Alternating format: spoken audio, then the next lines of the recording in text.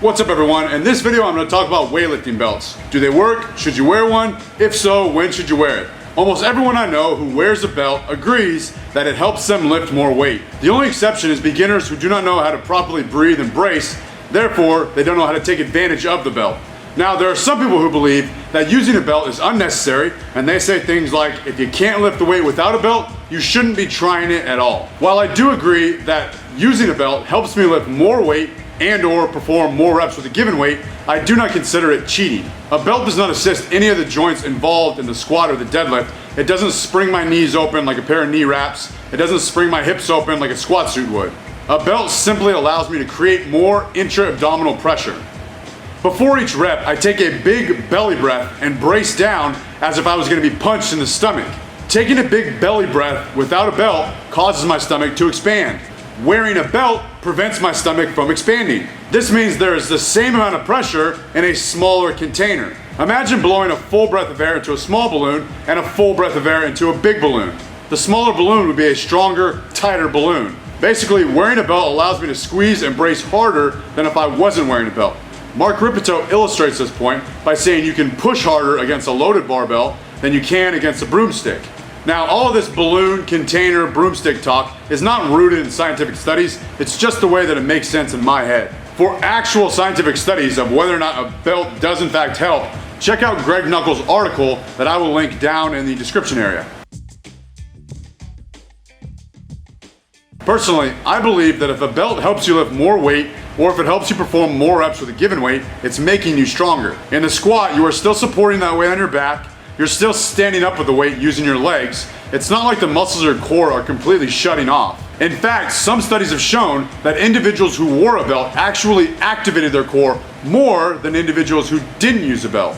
This might be because the belt acts as a proprioceptive cue, reminding the lifter to breathe and apply abdominal pressure against the belt. Now, some people might insist that just focusing on increasing your beltless 1 rep max will automatically increase your 1 rep max with a belt. And I would agree. Now, with that said, increasing your 1 rep max with a belt will still increase your 1 rep max without a belt.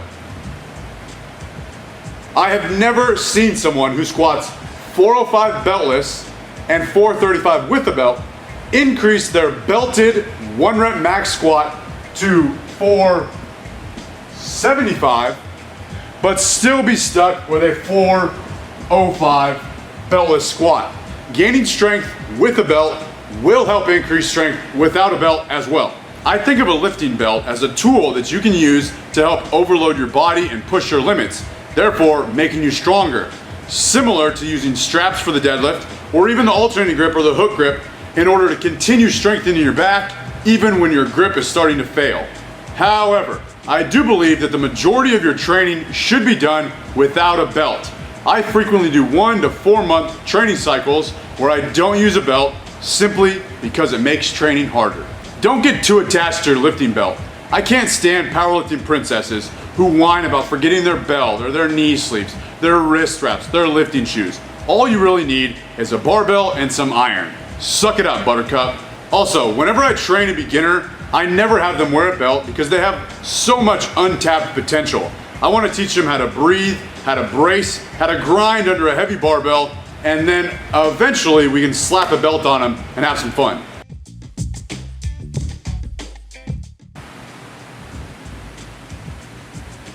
If you need to wear a belt every time you lift because of past injuries like hernias, abdominal strain, lower back injuries, go right ahead. Better safe than sorry.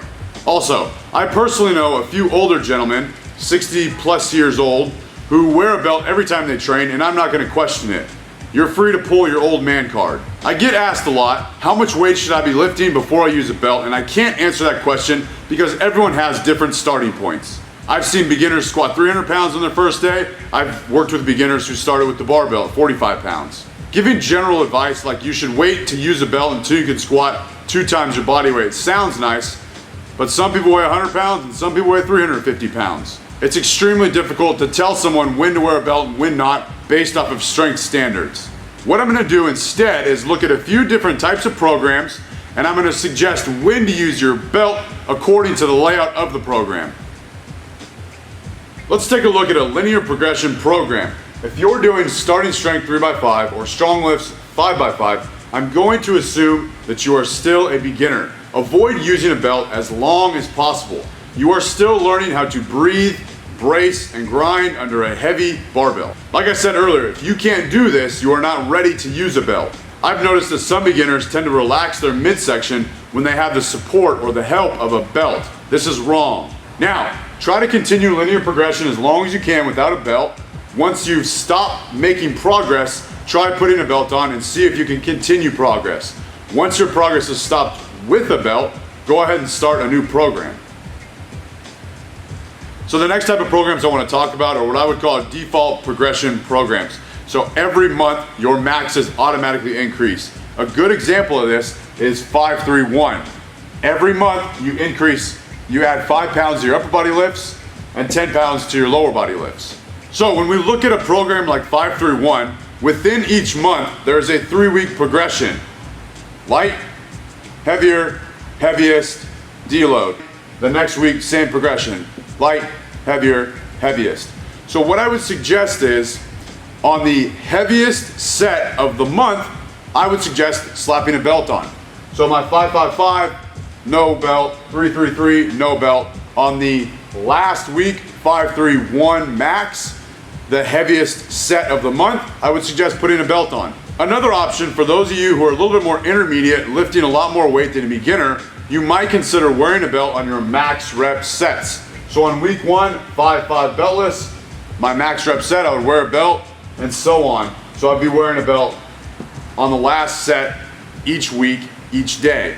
The Texas method is another program that I would consider to follow this default progression. You automatically add 5 pounds to each training session each week. It's not quite linear progression because the days rotate between a volume day, a light day, and a heavy day. In this case, I would suggest wearing a belt on your heavy day where you're establishing a new 5 rep max. So with the Texas method, you'd be wearing a belt once a week. The next type of program I want to talk about would be considered a conjugate style method. Maximum repetition dynamic, or heavy rep speed work, where you're rotating between that every day, every week. Now in this case, I would not wear a belt on your speed days because the percentages are so light. 50, 60, maybe 70% for very few number of reps. On your repetition day, I would also consider not wearing a belt because I think there's value in doing higher repetition for the squat and the deadlift without a belt. The only time I would suggest using a belt for a max rep dynamic type program would be on your maximum days because you're usually handling 90% or above.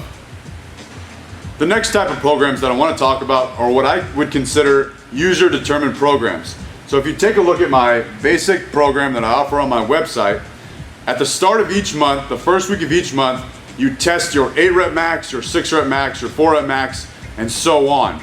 This one set will establish a new estimated 1 rep max based on how much weight you can lift for the given number of reps.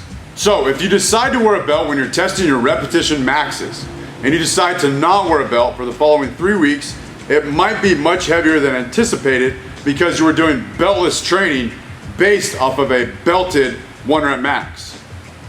So in short, wrapping up, I would suggest not using a belt unless you're handling 90% of your 1 rep max or above.